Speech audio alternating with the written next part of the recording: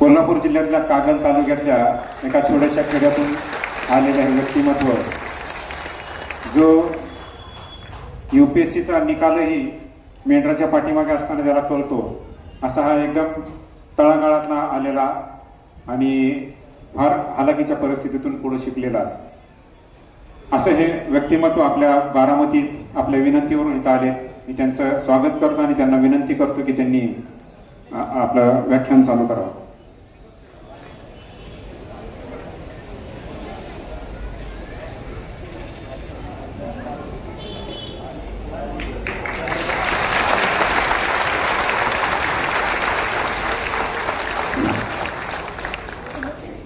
सर्वप्रथम तर ॲक्च्युली बारामतीमध्ये बोलायचं म्हणजे थोडंसं जरासं भीतीदायकच आहे आणि त्या एवढ्या लोकांच्या समोर बोलायचं म्हणजे थोडं भीतीच वाटत्या, पण ठीक आहे, आता मॅनेज करतोय कसं तरी.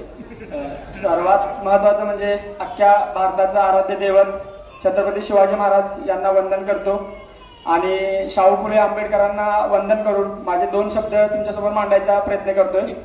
काही बोलताना काही चुकलं तर तुमचा मुलगा, तुमचा लहान भाऊ किंवा तुमचा नातू म्हणून मला माफ करून घ्या, कारण इतका काय जास्त बोलण्याचा अनुभव नाहीये. आपण काय फक्त प्रयत्न करायचे काम केलेत आणि यश की प्रयत्नानंतर प्राप्त झाले. सो एक माझी दिलगिरी म्हणजे एक मनापासून विनंती आहे की बोलण्यामागचं इंटेन्शन समजून घ्या, त्याच्या मागचं माझं काय म्हणणं आहे ते ऍक्च्युली समजून घ्या. सो की फक्त पडद्यावर बोलतोय तेच फक्त समजून घेऊन नका, त्याच्या मागचं इंटेन्शन पण समजून घ्या. सो काही चुकलं वगैरे तर माफ करून घ्या. ऍक्च्युली तर 22 तारखेला रिझल्ट आला आणि त्या दिवशी काय झालं होतं की म्हणजे ऍक्च्युली कंडिशन अशी होती की घरी मी ऍक्च्युली प्रिलिम्सची प्रिपरेशन करायला पुण्यात होतो आणि फेब्रुवारी फुल ऑफ घेऊन पप्पा थोडा आजारी होते गावी, किडनी स्टोनचे दोन्ही PCNLचे ऑपरेशन झाले होते. सो घरी हॉस्पिटल वगैरे चालू होतं. मग पप्पाने घरात राहून वगैरे बोर झालं होतं, मग थोडं चेंज ऑफ एन्व्हायरमेंट म्हणून आम्ही बकऱ्यात गेलो होतो. सो बकऱ्यात एक 5-6 दिवस राहिलो आणि 21-22 तारखेला रिझल्ट वगैरे येणार होतं माहित होतं, पण माझा पप्पांची कंडिशन जास्त असल्यामुळे म्हणजे थोडंसं वातावरण बदल पण पाहिजे होतं आणि मग आम्ही बकऱ्यात गेलो होतो, कारण दूध वगैरे थोडं भरपूर जास्त प्रमाणात अवेलेबल होतं, कारण पिल्ली वगैरे विकायला चालू होत्या. त्यामुळे मग 22 तारखेला ऍक्च्युली कसं झालं होतं की आमच्या मावशीच्या दिरांची बकरी कातरायची होती आणि आम्ही एका ठिकाणी होतो. मामांची बिराड एका ठिकाणी होती आणि मावशीच्या दिराची बिराड एका ठिकाणी होतं. सो मी आणि माझा भाऊ सकाळी गाडी घेऊन गेलो आणि पप्पा वगैरे तिकडेच होते. सो ऍक्च्युली रिझल्ट 5 वाजता वगैरे लागतो, पण मग त्या दिवशी ऍक्च्युली बकरी कातरायला चालू होती. मी म्हणजे मेंढा धरून उभारला होता, माझा मावस भाऊ कातरत होता आणि 2:30 वाजता फोन वाजला माझ्या मित्राचा, निशांत देशमुख म्हणून मित्र आहे, त्याचा फोन वाजला की भाई रिझल्ट लागलाय आणि 551 रँक आलाय. की म्हणजे ऍक्च्युली ती खूपच भारी फिलिंग असते, कारण ज्या गोष्टीसाठी तुम्ही इतक्या तत्परतेने प्रयत्न करत असताय आणि इतक्या ते ना की जितक्या जास्त तळमळीने तुम्ही एखाद्या गोष्टीसाठी इच्छा आकांक्षा देऊन तळमळ व्यक्त करत असाल किंवा ती अशी पाहिजे अशी ज्यावेळी तुमचे प्रयत्न असतात ना, ती मला वाटतं की डेस्टिनी तुम्हाला हेल्प करते की त्या गोष्टी तुम्हाला अचीव्ह करायसाठी किंवा तुमचे प्रयत्न पण मग तेच की थोडं की जे की नॉर्मल असतं थोडंसं रडायला वगैरे की आनंदाशीर वगैरे येतातच, पण मग की मोबाईलवर खूपच जास्त फोन येऊ लागले, इतके जास्त फोन येऊ लागले की फोन येऊन मोबाईल स्विच ऑफ पडू लागला आणि फोन पण इतका काही चांगला नसल्यामुळे आता इतकी परिस्थिती झाली की रोज 1-2 हजार वगैरे मिस कॉल येऊ लागले. सो सगळ्यात महत्वाचं म्हणजे की समाजाच्या प्रत्येक स्तरावरून सामान्य नागरिक असो, नोकरदार वर्ग असो किंवा लोकप्रतिनिधी असो, प्रत्येकांच्याकडून शुभेच्छा द्यायला फोन येत आहेत. काही जणांचे मी फोन अटेंड करू शकतोय तर काही जणांचे फोन अटेंड नाही करू शकतोय. सो एकच म्हणायचं की ज्यांचे मी फोन अटेंड नाही करू शकतो किंवा ज्यांना मी रिप्लाय नाही देऊ शकतोय त्यांची मी ऍक्च्युली दिलगिरी व्यक्त करतो, कारण काय आहे ना, माझं सक्सेस हे माझं नाहीये, कारण हे काय दर्शवतं एका सामान्य माणसाचं सक्सेस हे मला दाखवतंय की म्हणजे एखादा सामान्य माणूस जिद्द चिकाटी ठेवला आणि आपल्या प्रयत्नांशी प्रामाणिक राहून कष्ट करू लागला तर तो त्यांच्या प्रयत्नामध्ये नक्कीच यशस्वी होऊ शकतो. हेच या मागचं मला वाटतं की रहस्य आहे की इतकं जास्त लोकांनी डोक्यावर घेण्याचं कारण हेच आहे की लोकांना वाटतं की यार माझा भाऊच झाला IPS, लोकांना असं वाटतं की माझाच पोरगा IPS झालाय. सो सांगायचा उद्देश काय की लोक कसं आहे की दरवर्षी UPSCचा रिझल्ट लागतो, दरवर्षी 1000 वगैरे विद्यार्थी सिलेक्ट होतात, पण मग क्वचितच एखाद्या विद्यार्थ्याला लोकांकडून खूपच जास्त आपुलकी प्राप्त होते. मग या आपुलकी प्राप्त होण्याचं कारण हेच आहे की लोक माझ्या सक्सेस सोबत असोसिएट करायला लागले की यार अरे यार म्हणजे ठीक आहे खूपच भारी यार, की म्हणजे असं वाटायला लागले की इतकं म्हणजे की एकदम गावाकडून आलेला विद्यार्थी आहे, इतकं जास्त कष्ट वगैरे घेतलेत. पण कष्ट वगैरे म्हणजे सांगायचा उद्देश काय की कष्ट आणि UPSC तुम्हाला माहिती आहे की इतकी पण सोपी एक्झाम नाही आहे आणि इतके पण अवघड पण नाहीये, कारण मी क्रॅक करू शकतोय तर माझ्यासारखे सगळेच विद्यार्थी क्रॅक करू शकतात. सो अवघड आणि सोपं हे फक्त आपल्या मनाची स्थिती असते असं मला वाटतंय. समजा तुम्ही म्हटलात की आता अवघड आहे तर ते अवघडच जाणार, आणि तुम्ही म्हटलं तर सोपं आहे तर मग थोडंफार सोपं पण जाणार, पण हे म्हणून पण चालणार नाही, पण कष्ट पण करावं लागणार. की फक्त म्हणजे हा ठीक आहे सोपं आहे आता असं करतो म्हटलं तर काय जमणार नाही. सो की प्रयत्न पण करायला पाहिजे. सो थोडंसं माझ्या युपीएससी जर्नी बद्दल बोलूयात असं मला वाटतंय, की जे तुम्हाला खूप जास्त असं वाटतं की भारी आहे. ऍक्च्युली एप्रिल 2021 पासून मी माझी युपीएससी जर्नी चालू केली, पण त्याआधी मी जुलै 2020 मध्ये माझं ग्रॅज्युएशनचं लास्ट इयर चालू होतं. म्हणजे मी college of engineering Pune COEP मधून बीटेक पास आउट केलं. पण मी त्या लॉकडाऊन मध्ये आता घरी बसून काय करायचं, कॉलेज पण ऑनलाईन शिफ्ट झालं होतं, घरी पण थोडी पैशांची गरज होती. मग आता काय करायचं तर पोस्टमनचा जॉब जॉईन केला मी. गंगापूर पोस्ट ऑफिस म्हणून आमच्या इथून जवळच आहे, त्यावेळी काय जास्त काम नसायचं पोस्टाचं, कारण लॉकडाऊन होतं. म्हटलं आता ठीक आहे, तर आठवड्यात एकदा दोनदा जाऊन जर समजा 10,000 महिन्याला मिळत असतील तर भारीच काम आहे ना, काय निवांत काम आहे. तासावरात पत्र वाटायची, यायच्या 10,000 द्यायला लागले, सो त्यावेळी भारी वाटायचं. सो एक 10-11 महिने पत्र पोस्टमनचं काम केलं, पण नंतर कामाचा तापण वाढला. पण मग बॅक ऑफ द माइंड एक होतं की प्रिपरेशन करायची आहे, मग ते प्रिपरेशन करायसाठी स्पार्क भेटत नव्हता. म्हणजे एक थिणगीची गरज असते तुम्हाला, जी की पूर्ण तुम्हाला हेल्प करत असत्या. मग त्याच वेळी माझा मित्र जय पाटील, ज्याचं की तुम्ही व्हिडिओमध्ये खूप जास्त वेळा नाव पण ऐकलं असेल, मंगळवेढ्यात आहे, त्याचे आजोबा BT पाटील सर म्हणून, त्यांचे एक विद्यार्थी आहेत अजित शाह म्हणून, इंडस्ट्रियलिस्ट आहेत पुण्यामध्ये, त्यांची यंत्रहार्वेस्ट नावाची कंपनी आहे. सो त्यांनी मला ठरवलं की 2,35,000 रुपयांची मदत त्यांनी मला क्लास लावायसाठी केली. सो एप्रिल 2021 मध्ये मी आणि जय दोघं दिल्लीला जायचा प्लॅन केला. 2,35,000 रुपये त्यांनी पाठवले, क्लास लावला, 1 वर्षाचा क्लास केला. 2022चा अटेम्प्ट मे-जूनच्या दरम्यान 2022चा माझा पहिला अटेम्प्ट दिला. पण क्लास संपण्यापासून आणि एक्झामच्या मधला पिरियड खूप कमी होता, माझ्याकडे पण माझे इफर्ट्स कमी पडले, प्रिलिम्स पास नाही झालो. पण ठीक आहे, मग ते होते की हा ठीक आहे पहिलाच अटेम्प्ट आहे, काय वाटत नाही, जाऊया आता. म्हणजे ते नॉर्मल की एक बॅक ऑफ द माइंड काय होतं की आपल्याला गावाकडनं आलेल्या पोरांना 3-4 अटेम्प्ट तरी लागतात सक्सेसफुल व्हायचं झालं तर. सो असं नव्हतं की मला एकदम पहिल्याच अटेम्प्ट मध्ये IAS IPS बनायचं, असं काय माझं पहिल्यापासूनच काय नव्हतं. आणि माझ्या मित्रांना पण नेहमी ते सांगायचो की भाई माहित नाही आता बाकीचे जे पोरं फर्स्ट अटेम्प्ट मध्ये करतात ती लईच भारी असतात, आपण एवढं काय लई पण भारी नाही असं मी म्हणायचो. सो मग परत 2022च्या प्री नंतर मेन्सचा थोडा अभ्यास चालू केला. मग माझं असं असतं की समजा एखाद्या टॉपरच्या 10 पानाच्या नोट्स असतील आणि माझ्या 100 पानाच्या नोट्स असतील तर त्या मला सारख्या वाटायच्या, कारण मला माहित असायचं ती पिक्टोग्राफी एक मेमरी तयार व्हायची की मला आठवायचं की मी माझ्या कोणत्या नोट्सवर कुठं काय लिहिलेलं आहे ते सगळं माहित असायचं. सो स्वतःच्या नोट्स बनवण्यावर मी सर्वात जास्त भर दिला. म्हणजे जे UPSC जे करतात विद्यार्थी किंवा करू इच्छितात ते GS2 GS3 वगैरे त्या दरम्यान वाचून झाले. पुन्हा फेब्रुवारी 2023 मध्ये UPSCची प्रिपरेशन चालू केली. मागच्या जे अटेम्प्ट मध्ये माझे चुकले होते, खूप सिली मिस्टेक झाले होते, म्हणजे खूप फालतू मिस्टेक जे की करायला नाही पाहिजे.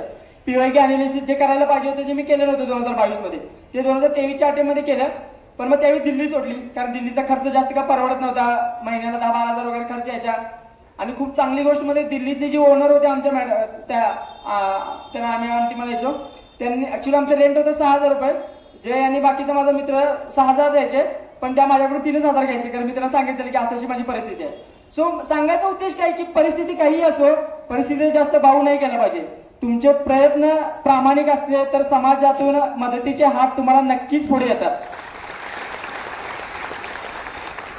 फक्त काय असतं की ते समाजाला बिलीव्ह करायची ताकद तुमच्यामध्ये असते, की समाजाला वाटलं पाहिजे की यार पोरगं काहीतरी करून दाखवणार, की म्हणजे काही ना काहीतरी बनणार म्हणजे बनणार. सो जोपर्यंत तुम्ही समाजाला दाखवून नाही देणार, समाजाच्या लोकांना दाखवून नाही देणार की बाबा पोरगं काहीतरी जिद्द चिकाटी आहे आणि काहीतरी बनेल तरी, तोपर्यंत समाजातला एकही माणूस तुम्हाला मदत करायला तयार होणार नाही. काय करेल तो पण तुम्ही सांगा, काय करणार सांगा. तुम्ही त्यांची काय असेल आर्थिक असेल मानसिक मार्ग घेऊन तुम्ही जर टाइमपास वगैरे करत असाल तर मग एखाद्या चांगल्या विद्यार्थ्याला त्याचा फायदा होऊ शकते ना. सो मग ते एक असते, समाज माध्यमातून हात नेहमी तुमच्या मदतीसाठी येतात. त्यावेळी मी दिल्ली सोडली, पुण्यात ज्ञान प्रबोधिनीमध्ये रुजू झालो. आणि टू बी ऑनेस्ट म्हणजे सरांना पण माहिती आहे ज्ञान प्रबोधिनी ऍडमिशन मिळणं म्हणजे खूपच डिफिकल्ट टास्क आहे ऍक्च्युली. मग त्यावेळी प्रांजलला वगैरे आशिषनं वगैरे हेल्प केली आम्हाला ऍडमिशनसाठी. मग विकू सरांनी वगैरे ऍडमिशन वगैरे दिलं, इंटरव्ह्यू वगैरे घेतला, फायनली ऍडमिशन भेटलं. मग पुण्यात थोडं UPSCची प्रिपरेशन करणाऱ्या मुलांना ज्ञान प्रबोधिनीमध्ये एक चांगलं एन्व्हायरमेंट आहे. आणि माझे सिनियर पण होते, म्हणजे प्रांजल म्हणा किंवा आशिष पाटील म्हणा, फाळके म्हणा, सौर्या म्हणा, सॅम म्हणा किंवा अंड्या वगैरे म्हणा, माझे सगळे कॉलेजचे सिनियर होते की जे तिथं ऑलरेडी प्रिपरेशन करत होते. आता माहिती आहे की आपल्याला जरा जास्त बाकीच्या पोरांसोबत जमत नाही आणि जर पट्ट्यातली पोरं असते की जरा बरं असतं, एक टाइमपास बिमपास बी करायला चालते. आणि कसं असते की सोनारानंच कान टोचलेलं चांगले असतात, बाकीच्या टोचले की ते चुकायला चालू होते. मग ते तसे ते माझे मित्र होते की जे की चुकलं वगैरे तर सांगायचे. सो मग 2023चा पुन्हा अटेम्प्ट दिला पुण्यातून. त्यावेळी ट्राय केलं की मी ज्यावेळी मागच्या वेळी कसं होतं की माझ्या सिली मिस्टेक होत होत्या, सो थोडंसं रोज लायब्ररीला जाण्याच्या आधी 10 मिनिटं मेडिटेशन करायला ट्राय केलं. सो त्या मेडिटेशनचा फायदा इतका झाला की ज्या माझ्या फालतू चुका व्हायच्या त्या चुका कमी व्हायला मदत झाली. आणि त्या वर्षी 2023ला माझी सिव्हिल सर्व्हिसेसची आणि फॉरेस्टची दोन्हीच्या पण प्री निघाल्या. सप्टेंबरमध्ये मेन्स दिली, पण ऑगस्टमध्ये मला डेंग्यू झाला. डेंग्यूमध्ये 15 दिवस गेले. ऑप्शनल पेपर 2चा अभ्यास झाला नाही माझा. पण मग ते की सिव्हिल सर्व्हिसेसच्या मेन्सला चांगलं देऊ नाही शकलो, सो फॉरेस्टची मेन्स खूप जास्त जिद्दीने दिली. फॉरेस्टच्या मेन्स दिल्यानंतर असं वाटलं होतं की सिलेक्शन होणार आहे माझं, पक्का फायनल सिलेक्शन राहते, पण ऍटलीस्ट इंटरव्ह्यू तरी देणार आहे, ढोलपूर हाऊसला जायची संधी तरी मिळणार आहे असं वाटत होतं. जानेवारीमध्ये रिझल्ट आला. माझ्या 2 चांगल्या मित्रांची मेन्स क्लिअर झाली, माझी क्लिअर नाही झाली. 15 दिवस कोम्यात गेलो. ऍक्च्युली कळालंच नाही की म्हणजे ते असं असते की ते खूप जास्त असोसिएट झालं होतं रिझल्टच्या बाबतीत की येणार आहे आणि वाटलं होतं खूप जास्त मार्क्स वगैरे काढून बघितले होते की हा एवढं पडतात, 600 कसं तरी पडतात असं वाटलेलं. फायनल रिझल्ट आल्यानंतर कळालं की कट ऑफ 608 लागला आणि मला पडले होते 605. सो कट ऑफ 3च मार्क राहिला होता. पण अपयश आलं होतं, पण अपयशाने मला काय सांगून येईल की भाई तू केलं की होऊ शकते. सो हे ऑप्टिमिझम जे की तुम्ही चांगलं बघण्याची, अपयशातून पण चांगलं बघण्याची कुणी सांगितलं आपल्याला? एखाद्या अवघड परिस्थिती आली तर त्या परिस्थितीला कसं मात करायचं आपल्याला महाराजांनी शिकवले. की बाबा परिस्थिती किती अवघड असू दे त्यातून तुम्ही मार्क काढला पाहिजे, महाराजांनी आपल्याला सांगितले. सो हे महाराजांचे विचार काय फक्त फोटो किंवा स्टेटस किंवा गाणी लावल्यापुरते नाही, ते रिअल आयुष्यामध्ये अप्लाय करायचे. तर म्हणजे आता कुठेतरी म्हणजे असं वाटतं की जे कुठेतरी काळाच्या ओघामध्ये कुठेतरी म्हणजे मागं पडते. मला असं वाटतं की ते तुम्ही सर्वांनी संकट आली तर महाराजांचे विचार किंवा शाहू फुले आंबेडकरांचे विचार तुम्ही रिअल लाईफ मध्ये वापरायला पाहिजे असं मला वाटतंय. पण मग पुन्हा 2024ची प्री दिली, पुण्यातूनच दिली. प्री देताना माझा असा फोकस होता की सिव्हिलच्या मेन्स तर माहित नाही, सिव्हिल सर्व्हिसेसच्या, पण फॉरेस्टची मेन्स तर आता काढू शकतो याचा कॉन्फिडन्स येऊन होता. सो मला जास्त असं वाटत होतं की सिव्हिलची प्री माझी निघणार होती म्हणजे सिव्हिल सर्व्हिसेसची, पण फॉरेस्टच्या प्रीसाठी तयारी करत होतो. रिझल्ट आला, सिव्हिलची प्री निघणार होती ती काही रिझल्ट बघितला पण नाही, फॉरेस्टची रिझल्ट प्रीचा रिझल्ट बघितला, प्री निघाय नाही. खूप जास्त वाईट वाटलं. सिव्हिलची प्री निघाल्याचा थोडं पण आनंद झाला नाही. माझ्या ज्या मित्रांची प्री निघाली होती त्यांच्यासमोर मी जाऊन रडत होतो, भाई साहेब अरे माझी फॉरेस्टची प्री नाही निघायला. आणि ती पोरं म्हणत होतं साल्या तुझी प्री तर निघाली, आमची प्री पण नाही निघाली. सो की ते एक होतं. मग पण मग नंतर रिअलाइज होत गेलं. पण मग एक की 2023च्या मेन्सला ऑप्शनलच्या पेपरला अभ्यास केला नव्हता. सो जीएस थोडाफार चांगला होता. सो फक्त यावेळी 2024ला GS 1चा एकच फुल लेंथ पेपर लिहिला, त्यानंतर कोणताही GSचा पेपर लिहिला नाही. ऑप्शनलच्या दोन्ही पेपरचं खूप चांगली प्रिपरेशन केली, खूप चांगली प्रिपरेशन केली. GSचे पेपर लिहून आलो. मग आता वाटलं हा याला इंटरव्ह्यूचा कॉल येतो यावर्षी. मग परत ऑप्शनल पेपर 1 झाला माझा, जो की माझा स्ट्रॉंग पॉईंट होता आणि त्याला मागच्या वर्षी पण मला चांगले मार्क होते. ऑप्शनल पेपर 1 पण चांगला गेला. म्हणलं वाटलं की आता थोडं चांगलं प्रेझेंटेशन वगैरे केलं अजून एक 10 मार्क वाढतात. मागच्या वर्षी 135 होते, ते 145 150 वगैरे तरी पडतील. आणि जरा स्ट्रॉंग झाली की आता इंटरव्ह्यूचा कॉल येते वाटतं. पेपर 2 दिला. खूपच रॅन्डम, मला असं वाटलं अरे गणलं वाटायला लागलं सगळ्यात. आता की जे काही इंथुजियाझम होतं की आता इंटरव्ह्यूला ढोलपूर हाऊसला जायचं आहे, ते सगळं माझं इंथुजियाझम निघून गेले. मग आता म्हटलं की बोंबा आता झाली की काय की परत पुढच्या वर्षी आता अटेम्प्ट द्यायला लागते वाटायला. आणि UPSC करणाऱ्या पोरांना किंवा MPSC करणाऱ्या पोरांना सगळ्यात मोठं दुःख काय असते की मेन्स देऊन आल्यानंतर मेन्स देऊन परत प्री द्यायला जाणं म्हणजे लय डोक्यात ताप असते, खूप जास्त भीती असते. आणि प्रीचं खूपच रॅन्डम आहे, काय UPSC खूपच अवघड आहे. मग त्यावेळी माझा बॅकअप ऑप्शन म्हणून CAPFची एक्झामिनेशन ऑगस्टमध्ये दिली एक्झाम. प्री मेन्स एकाच दिवशी असत्या. CAPFची एक्झाम क्वालिफाय झाली. नोव्हेंबरमध्ये फिजिकल मेडिकल असते पुण्याला. CRPFच्या ग्राउंडला माझं फिजिकल पण क्वालिफाय झालं, मेडिकल पण क्वालिफाय झालं. आणि त्याचा ती एक्झाम पण UPSC कंडक्ट करते आणि त्याचा इंटरव्ह्यू पुढच्या म्हणजे या महिन्यात आहे माझा. ऍक्च्युली आता मे मध्ये आहे. आता जायचं नाही जायचं माहित नाही, पण इंटरव्ह्यू आहे. सो की एक बॅकअप डोक्यात होता की CSCचं नाही काय होतंय काय माहित नाही, कारण डिसेंबरला CSCचा रिझल्ट लागला. सो एक होते की जाऊ दे काय पण जाऊ दे, ढोलपूर हाऊसला जायची संधी मिळते, जायचं. मग 9-10 डिसेंबरला पप्पांचं ऑपरेशन करायला आम्ही DY कोल्हापूरला गेलो होतो. पप्पांचं ऑपरेशन दुसऱ्या दिवशी करायचं होतं आणि आदल्या दिवशी संध्याकाळीच रिझल्ट आला की भाई मेन्स क्लिअर झाल्या. मग मेन्सची ऍक्च्युली प्रिपरेशन करता मी, निशांत आणि बारामतीचीच कोमल आहे. ती आम्ही तिघांनी एकत्र प्रिपरेशन केली होती. खूप जास्त मनापासून असं वाटलं होतं की माझं होतंय का नाही माहीत नाही, पण कोमलचं होईल असं म्हणजे खूप जास्त अपेक्षा होती. पण मग काय माहित की काही गोष्टी मे बी तिच्या फेवरमध्ये नव्हत्या, सो कोमलचं झालं नाही. म्हणजे त्याबद्दल ऍक्च्युली खूपच जास्त वाईट वाटलं. पण मग 9-10 डिसेंबरला रिझल्ट लागल्यानंतर 20 डिसेंबरला इंटरव्ह्यूचं शेड्यूल बाहेर पडलं आणि त्यावेळी कळालं की 20 जानेवारीला इंटरव्ह्यू आहे आपला. खूपच जास्त असते की खूपच जास्त भीती वाटायला लागली. युपीएससी सारखा इंटरव्ह्यू एका महिन्यामध्ये कशी तयारी करायची.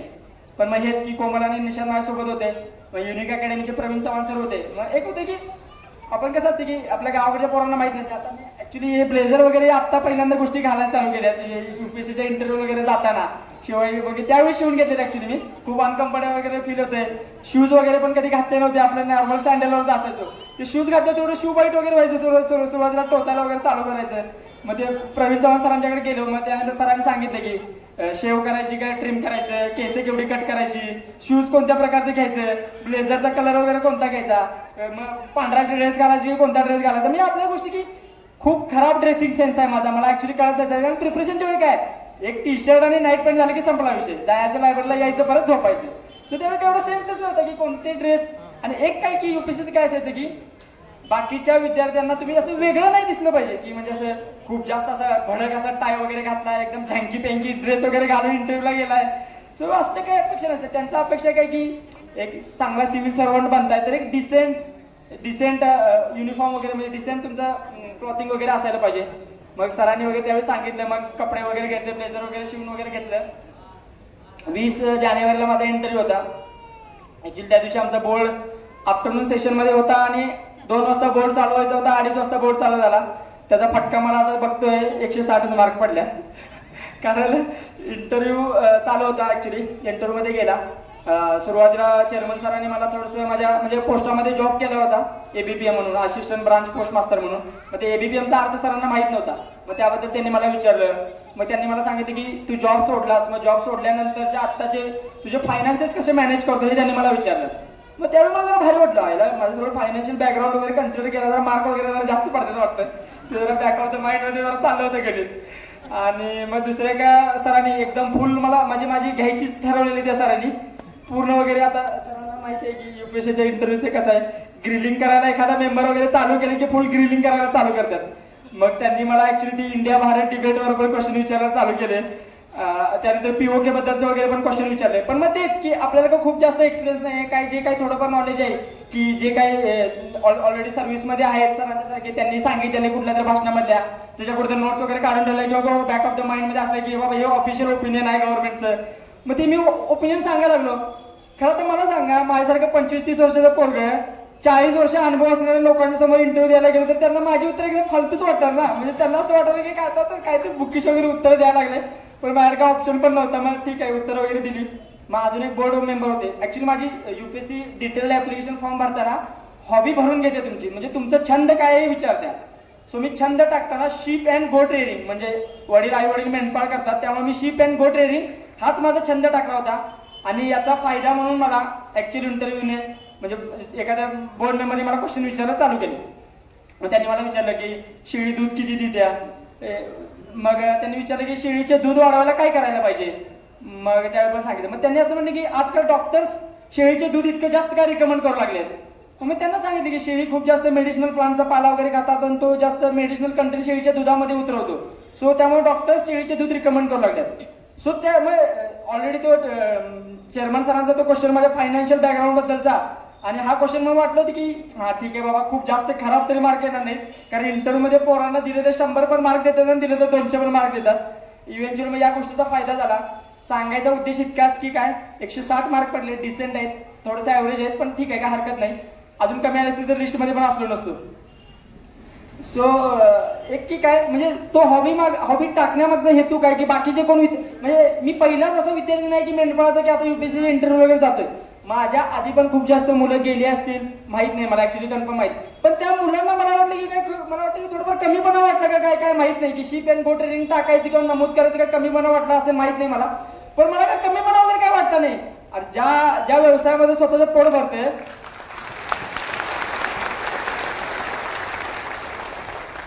ज्या व्यवसायातून माझं पोट भरतं त्या व्यवसाय नमूद करायला किंवा ती छंद वगैरे जोपासायला काहीच हरकत नाही. मी माझ्याच व्यवसायाचं नाही तर समाजाच्या प्रत्येकाबद्दल सांगतोय की समाजातली प्रत्येक व्यक्ती एक सन्मानाचं जीवन आणि सन्मानाचा रोजगार नक्कीच करत असते. फक्त काय की जे आपण लोकच ठरवत असतोय की तो लय भारे आणि ह्यो लय भारे असं काहीच नसते. प्रत्येकाचा रोल महत्वाचा आहे.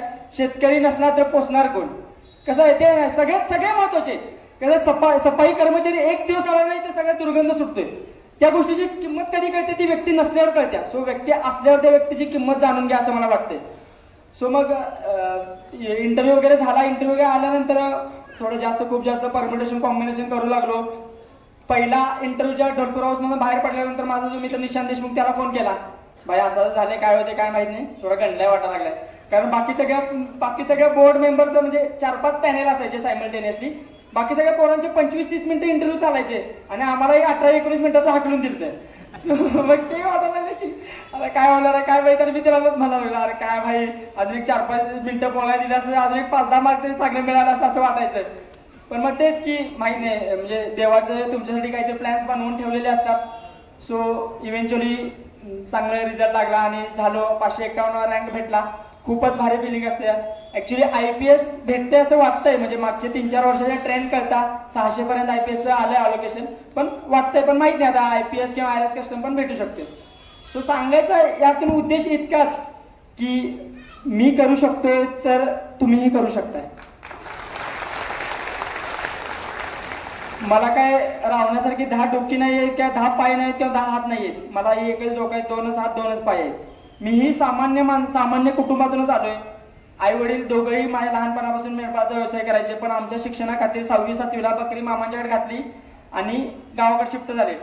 पण मग 8वी ते 12वीची सिच्युएशन इतकी खूप जास्त हालाकीची झाली. मी कधी बोललेलो पण नाहीये कारण कसं आहे की खूप जास्त परिस्थितीचा बाऊ पण करायला नाही पाहिजे. पण मला आता वाटते की ही गोष्ट आवर्जून सांगितली पाहिजे. 10वीची सुट्टी पडली. माझा मित्र होता, माझा बॅचमेट, त्याला शाळा सुटली होती, रोहित टोनके म्हणून. त्याचा ट्रॅक्टर होता, त्या ट्रॅक्टरवर शेणखत वगैरे भरायला जात होतो, विटा वगैरे पण भरायला जात होतो. सो सांगायचा उद्देश काय की कोणतेही काम करायला कधीही लाजलो नाही आणि तुम्ही लाजायला नाही पाहिजे. कारण कसं आहे की कामामध्ये आवड निर्माण झाली पाहिजे. जे काही काम करताय ते आवडीने काम करायला पाहिजे असं मला वाटतंय. आणि जे विद्यार्थी ऍक्च्युली UPSCचे प्रिपरेशन करत आहेत त्या विद्यार्थ्यांसाठी थोडेसे 2 शब्द.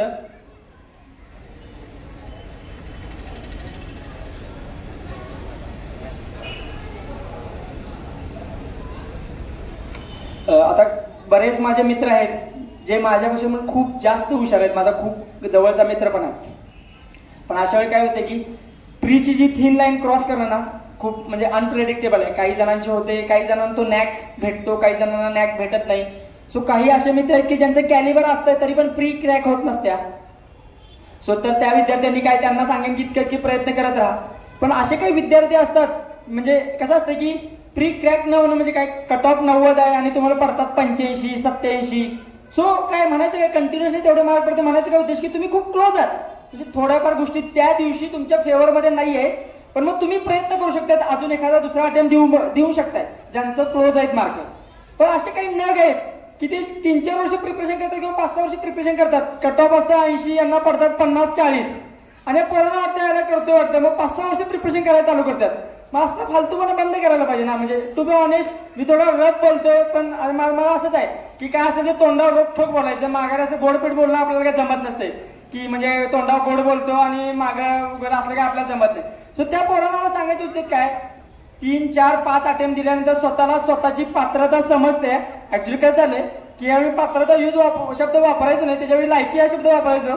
पण मग माझे काही चांगले जवळचे मित्र त्यांनी म्हटले की मला लायकी जर असं वेगळं वाटतं, जरा पात्रता वगैरे वापरलं. त्यामुळे म्हणजे आता पात्रता वगैरे वापरायला चालू केलंय.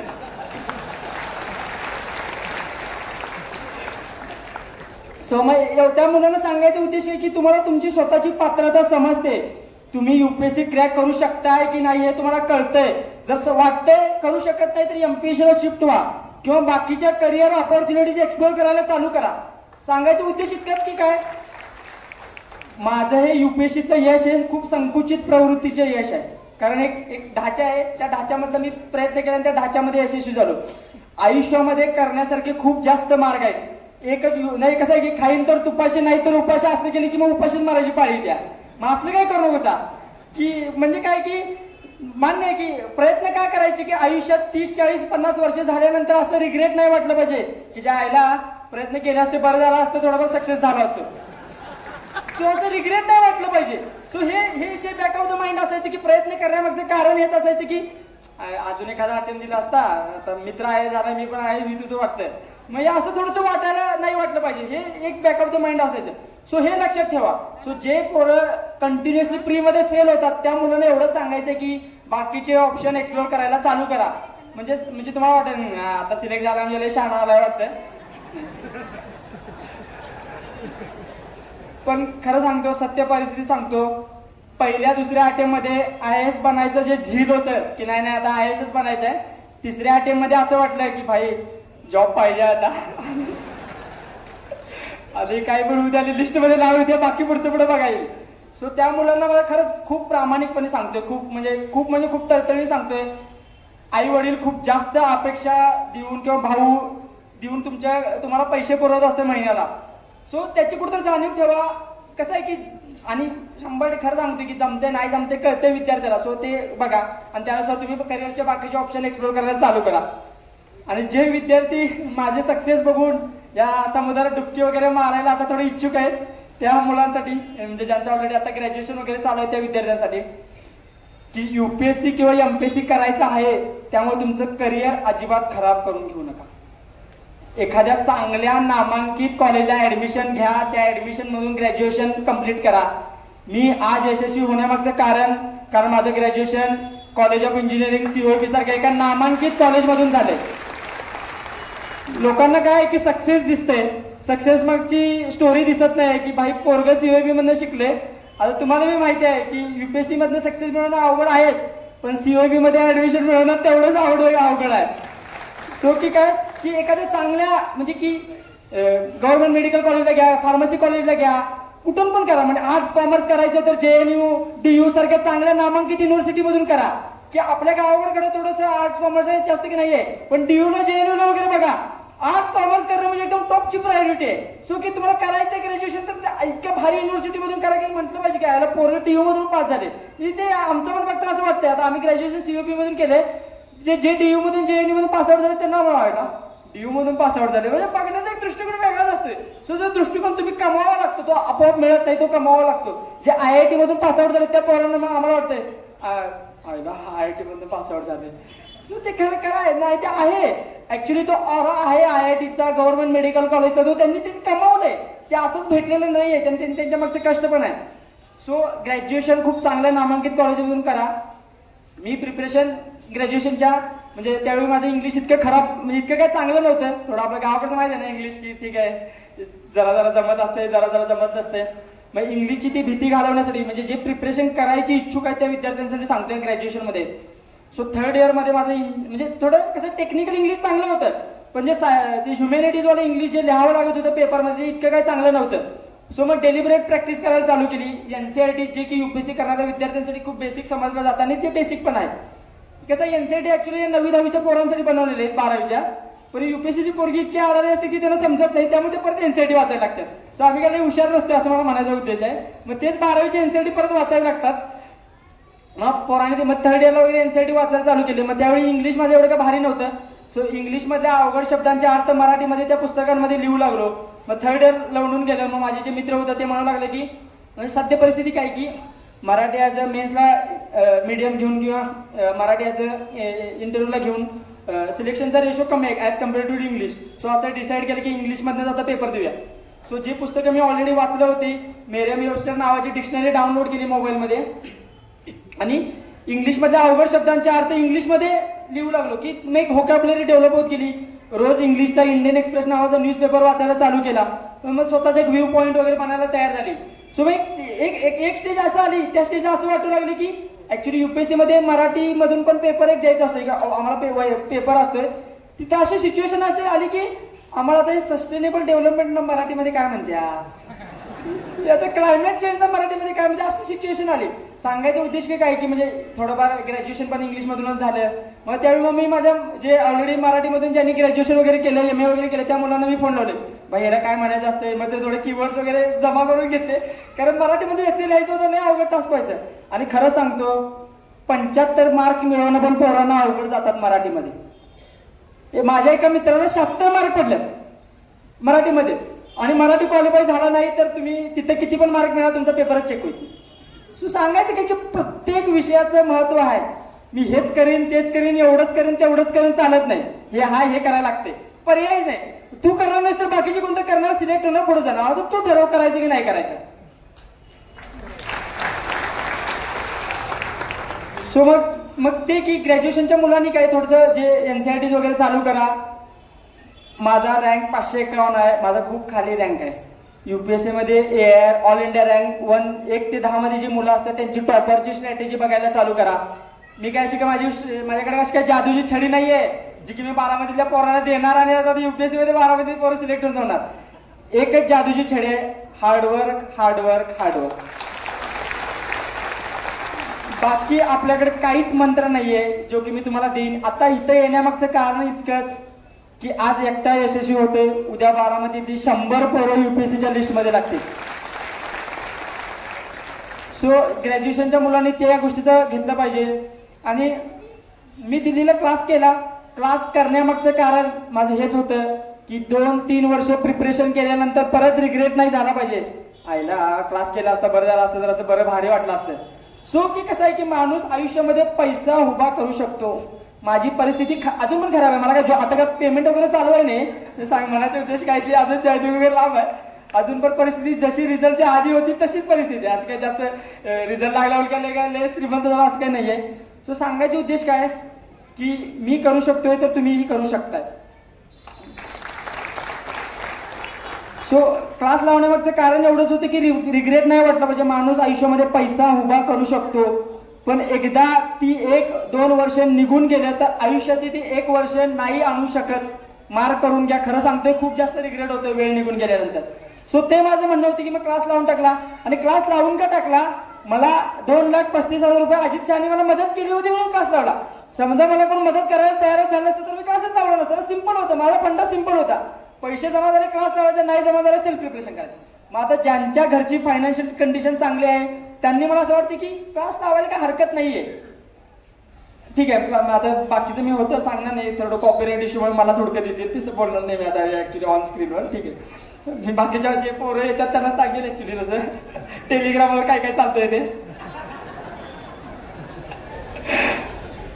सो मग ते क्लास वगैरे लावायचं. आणि खूप जास्त विद्यार्थी असेही आहेत ज्यांनी क्लास न लावता सेल्फ प्रिपरेशन न गावाकडे राहून सुद्धा UPSC मध्ये रँक मिळवल्यात.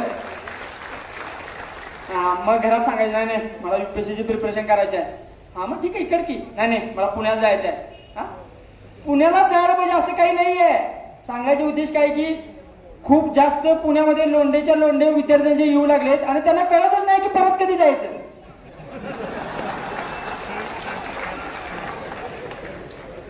सो मग हे जे की आयुष्यात मागं कधी वळून बघायला पाहिजे, तुम्हाला स्वतःला समजलं पाहिजे. सो हे कधी समजणार ज्यावेळी तुमच्याकडे बॅकअप ऑप्शन असेल तर. UPSC मध्ये सक्सेस झालो असतो चांगली गोष्ट आहे, नाही झालो असतो त्याच्यापेक्षा चांगली गोष्ट आहे. कारण की भारी वाटलं आहे ना, UPSC प्रिपरेशन करत होतो. आता मला माहिती आहे की सिस्टीम मध्ये आल्यानंतर खूप जास्त चॅलेंजेस आहेत ऍक्च्युली, पण मग ते इनिशियल झील आहे, माहित नाही आता काय होतंय. पण मग तेच की बॅकअप ऑप्शन तुमच्याकडे रेडी ठेवा. मी UPSC मध्ये सक्सेसफुल झालो नसतो तर मी COB सारख्या नामांकित कॉलेजमधून सिव्हिल इंजिनिअरिंग केलंय. त्या बेसिसवर कन्स्ट्रक्शन साईट मध्ये किंवा कुठेतरी जाऊन स्वतःचं पोट जरी भरू शकलो असतो, स्वतःच्या आई वडिलांची काळजी घेऊ शकलो असतो. सो या गोष्टी बॅकअप द माइंड राहू द्यात की फुल ऑन जायचंय ठीक आहे, पण कुठेतरी बॅक ऑफ द माइंड मध्ये प्लॅन बी असायला पाहिजे. कसं आहे की आम्हाला इथिक्स पण आहे, मग इथिकल पर्स्पेक्टिव्ह वेगवेगळं आहे. आता काही मुलांचं म्हणणं असं आहे की नाही बॅक प्लॅन बी ठेवला तर मग काय नाही, मग त्याच्यामध्ये आता प्लॅन बी आहे म्हणून निवांत चालतोय. त्यांचं चालते हो, काही नाही केलं तर त्यांच्या आई वडिलांनी मिळवून ठेवलेलं असते. तसं आमच्या बाबांकडे मिळवून ठेवायला नाही. त्यामुळे अभ्यास करायचे पर्यायच नव्हता. परतीचे मार्ग किंवा परतीचे दोर सगळेच कापलेले होते. परत जाण्याचा चान्सच नव्हता. घरी जाणार तर जाणार, कोणतं तोंड घेऊन जाणार. जॉब करणं भागच होता. भले जे UPSC मधून सिलेक्ट हो किंवा बाकी कुठेही करणं, जॉब करण्याशिवाय घरची परिस्थिती मॅनेज करणं खूप खूप खूप अवघड होतं. आणि एक की बारामतीचं माझ्या बाबतीतलं असोसिएशन खूप स्ट्रॉंग आहे. कारण कॉलेजमध्ये असताना बोटलवला होतो, बोटलवला अक्षय भेटला पंधऱ्याचाच आहे, माझा ऑर्गनायझर होता. ऍक्च्युली त्यावेळी मला घाण वागणूक पण दिली होती. त्यावेळी मला चांगली बोट वगैरे पण द्यायला होती. मला केफरवरच ठेवलेलं, एवढं भारी मारत असेल. पण मग ऑर्गनायझरचं रूपांतर मित्रामध्ये झालं, मित्राचं रूपांतर भावामध्ये झालं, मोठा भाऊ झाला. महिन्याला मला ज्यावेळी म्हणजे मी पैसे मागो नाही मागो, मग ते एक फोन यायचा, पैसे आहेत काय? मग मी म्हणायचो हा आहेत पैसे, तर मी माझ्या अकाउंटला 8,000 9,000 महिन्याला पडायचे. म्हणजे अक्षर पाठवते नाही पाठवते, वहिनीची काहीच काळजी करायची नाही. अक्षराला सांगता वहिनी पण 3-4 हजार पाठवायच्या. आणि सांगायचा उद्देश काय की माहित नाही, सोळंकर फॅमिलीला ती नॅक गावली मला असं वाटतंय. पप्प्यादा आणि अक्षरा त्याला काय माहिती की पोरं कशी काय करतात की काय होते का काय की तिने आधीपासून त्यांना हेल्प करायला चालू करतात. सो मला वाटतं की ती बाकीच्या त्या समाजाने जरा सोळंकर फॅमिलीचा जरा एक्सक्लुझिव्ह इंटरव्ह्यू घ्यायला पाहिजे की माहिती तुम्ही पोरं ओळखायला कसं शिकताय. म्हणजे कसं आहे की एखाद्याला मदत करायची तर ती मदत कुणाला करायची हे पण करणं खूप महत्वाचं आहे ना. एखाद्या व्यक्तीला, योग्य व्यक्तीला मदत करणं आणि योग्य व्यक्तीपर्यंत मदत पोहोचणं खूप गरजेचं आहे. आज अक्षा नसता तर आज बिरदेव रोणे तुमच्यासमोर असणार नसता.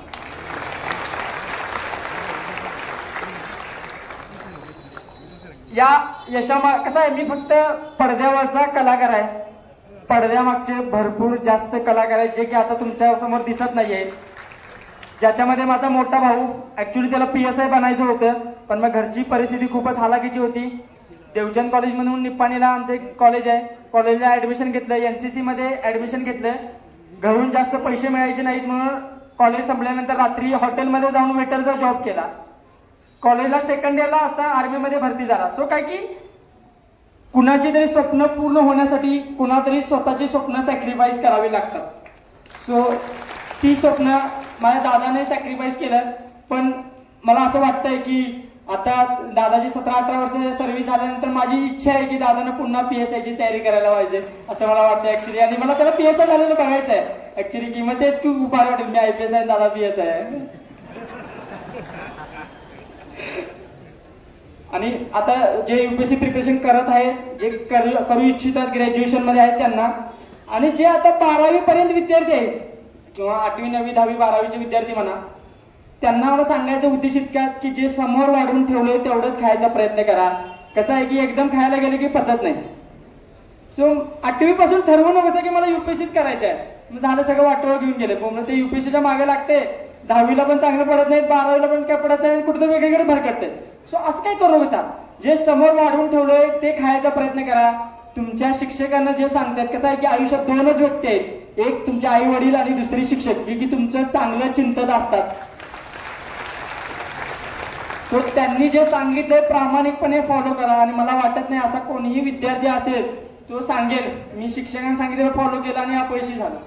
सो असं कधीही होणार नाही, एक्सेप्शन्स पण नाहीये त्या गोष्टीला असं मला वाटतंय. सो 8वी 9वी 12वीच्या विद्यार्थ्यांना एवढंच म्हणेन की तुम्ही जे काही करताय ते प्रामाणिकपणे करा. कसं आहे की बघा, छोट्या छोट्या गोष्टी, शाळेमधून आला ड्रेस काढून हातपाय देऊन दुसरा ड्रेस घालणं, ही एक डिसिप्लिनची गोष्ट आहे, ही सवय आहे, ही चांगली सवय आहे. शाळेत रोज दिलेला अभ्यास पूर्ण करून उद्या शाळेला जाणं, ह्या छोट्या छोट्या गोष्टी तुम्हाला UPSCच्या प्रिपरेशन मध्ये उपयोगाला होतात. ती प्रोकॅस्टिनेशन नावाची गोष्ट आहे. हा ठीक आहे उद्या करूया की काय, उद्या केलं तर चालते की.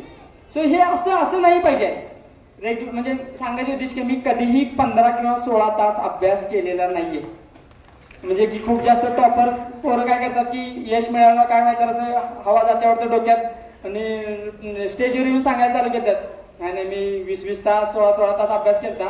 पण म्हणजे ऑनेस्टली ज्यावेळी एक्झाम माझी नसायची किंवा एक्झाम डोळ्यासमोर असायची त्यावेळी माझा ॲव्हरेज अभ्यास 6 ते 8 तास असायचा.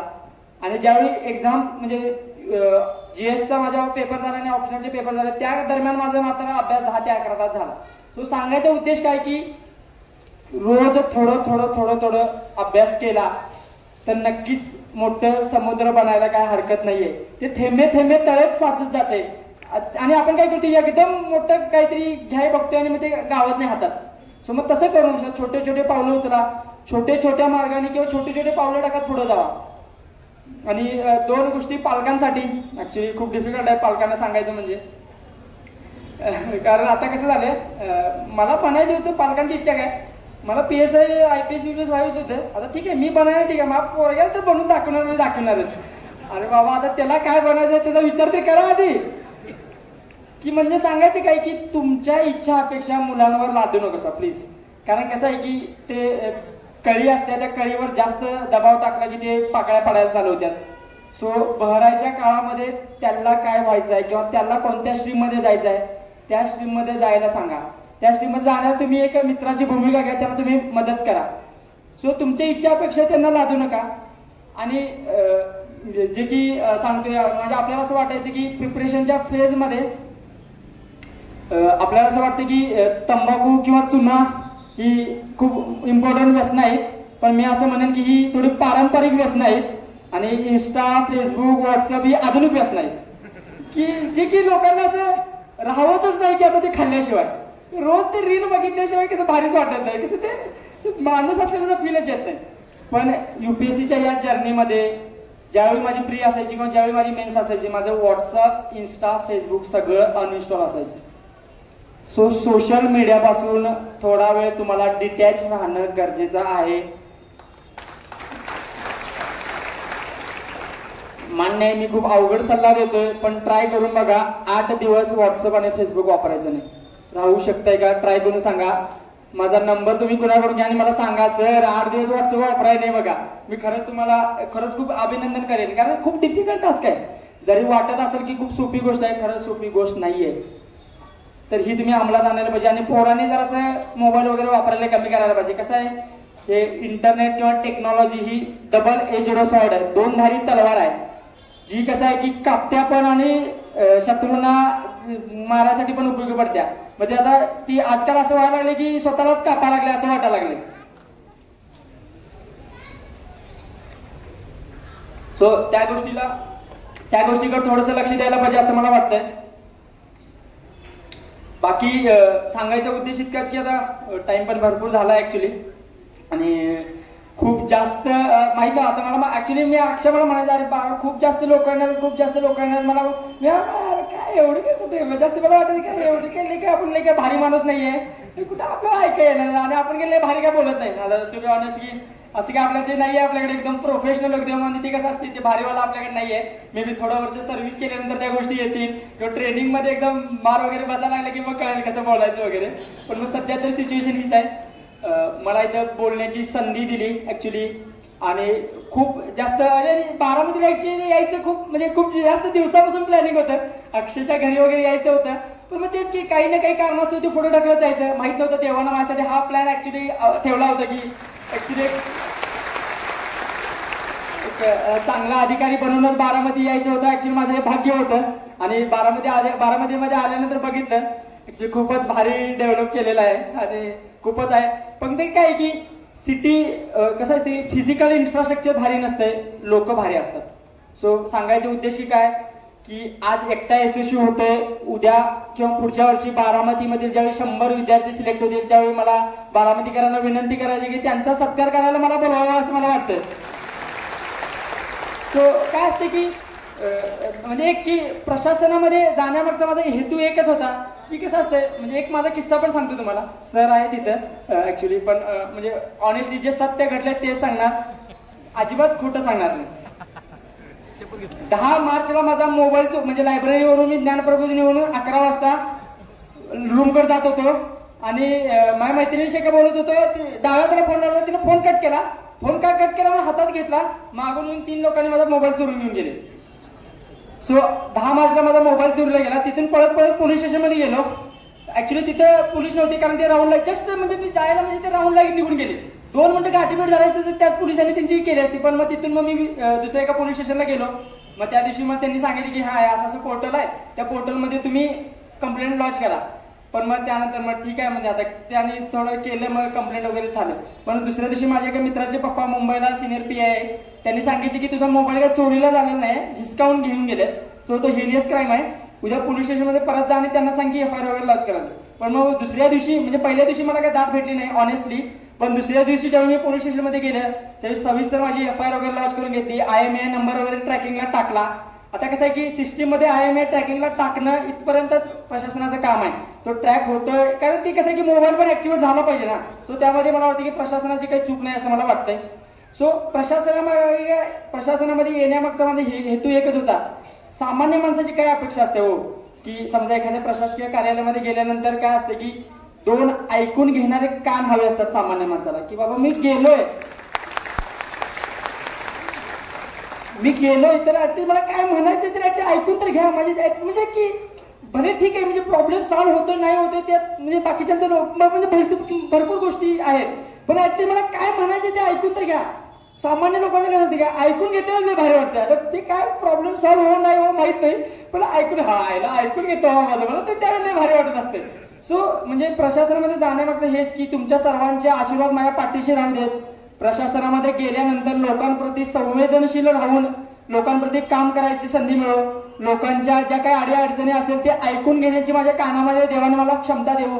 तुमच्या सगळ्यांचे आशीर्वाद माझ्या पाठीशी राहावत, कारण मला पुन्हा एकदा ऍक्च्युली परत एकदा मी 25 तारखेला माझी एक्झाम आहे. मला परत IAS ट्राय करायचं आहे. हे ट्राय करण्यामागचा हेतू पण हाच आहे की यायला अजून एखादा अटेम्प्ट दिला असता तर IAS झाला असता. सो म्हणजे ही छोटी गोष्ट आहे, पण हीच आहे गोष्ट जी की तुम्हाला हार मानू देत नाही. म्हणजे काही की हे सामान्य माणसाचे कॅरेक्टरिस्टिक्स आहे. ते म्हणजे काही खूप भारी माणूस नाहीये. की कसं असते शेतकरी कसं असते, या वर्षी पीक खराब झालं तर त्याच जिद्दीनं पुढच्या वर्षी तयार होते. नाही मागच्या वर्षी एवढं काय भारी पडाय नाही, पण पुढच्या वर्षी जरा चांगलं पीक बनवून दाखवतो, चांगलं पीक काढून दाखवतो. सो तेच जे गुण सगळ्या लोकांच्याकडून आपल्याला घ्यायचं आहे. UPSCची प्रिपरेशन करणं म्हणजे खूप व्हायचं काय खूप भारी गोष्ट नाही. मला तर वाटतं की डोंगर पकडून उंदीर काढण्यासारखी गोष्ट आहे असं मला वाटतं इथे. सो एक उद्देश काय की प्रशासनामध्ये गेल्यानंतर की ते लोकांकडून ऐकून घेण्याची मला ताकद देऊ. तुमच्या सगळ्यांचे आशीर्वाद राहावेत माझ्या पाठीशी कायम, आणि तुमच्या सगळ्यांचे म्हणजे शुभेच्छा पण मला पाहिजेत की मला परत IAS ट्राय पण करायचं आहे. आणि आता माहित आहे ऍक्च्युली की 25 तारखेला प्री आहे, निघणार आहे नाही निघणार आहे माहित नाही, कारण खूपच ऍक्च्युली रॅन्डम आहे. UPSCच्या प्रीचं माहिती आहे, जास्त हवेत उडायला लागलं की UPSC बरोबर आपडते जमिनीवर. सो प्रयत्न करतोय, माहित नाही खूप जास्त फॅक्टर्सवर डिपेंड आहे. समजा बोलताना माझ्याकडून काही चुकीचे वगैरे शब्द गेले असतील तर त्या चुकीचे शब्द बोलण्यामागचा मला काही तुम्हाला दुखवण्याचा काही माझा हेतू नव्हता. की माझे जे 2 गोष्टी मी ज्या गोष्टीतून घडलो त्या गोष्टीतून समजा मी आता 10 आंब्यांना दगड मारायला लागलोय, तर त्या 10 आंब्यातला एक जरी आंबा पडला तर मला वाटेल की इथं आल्याचं माझं सार्थक जाईल असं मला वाटतंय. सो बोलण्यातून काही चुकीच्या वगैरे गोष्टी बोलून गेल्या असतील, कसं असते बोलण्याच्या त्या ओघातून काही बोलताना कळत नसतंय. सर तुमचा मुलगा, तुमचा भाऊ किंवा तुमचा नातू म्हणून मी तुमची माफी मागतो सगळ्यांची. आणि मला इथं बोलण्याची संधी दिली आणि खूप जास्त म्हणजे इतकं बोलताना एकही आवाज आला नाही, तर म्हणजे इथे खूप भारी फिलिंग असते की एखाद्या समोरच्या बोलणाऱ्याला कसं असते की भारी कधी वाटते की जेव्हा समोरचे ऐकून घेणारे पण तितकेच व्यक्ती स्ट्रॉंग असतात. आणि जे विद्यार्थी पलीकडे बसते त्या सगळ्या विद्यार्थ्यांना मला सांगायचं इतक्याच हेतू आहे. व्यासपीठाच्या त्या बाजूला बसून ऐकणे ठीक आहे असतंय, पण व्यासपीठाच्या या बाजूला येऊन जे तुम्ही बोलत असतात आणि सगळे ऐकत असताय खूप भारी फिलिंग असत्या. खूप म्हणजे खूप भारी फिलिंग असत्या. सगळ्या विद्यार्थ्यांना मी एवढीच हे करतो की शुभेच्छा देतो. तुम्ही सर्वांनी सुद्धा या साईडला यावं. ते मग क्षेत्र कोणतेही असो त्यामध्ये तुम्ही जिद्दीनं तळमळीनं प्रयत्न केले पाहिजेत आणि तुमचे यश तुम्ही गाठलं पाहिजे असं मला वाटतं. एवढं बोलतो आणि मी 2 शब्द संपवतो. थँक्यू. शिस्तप्रिय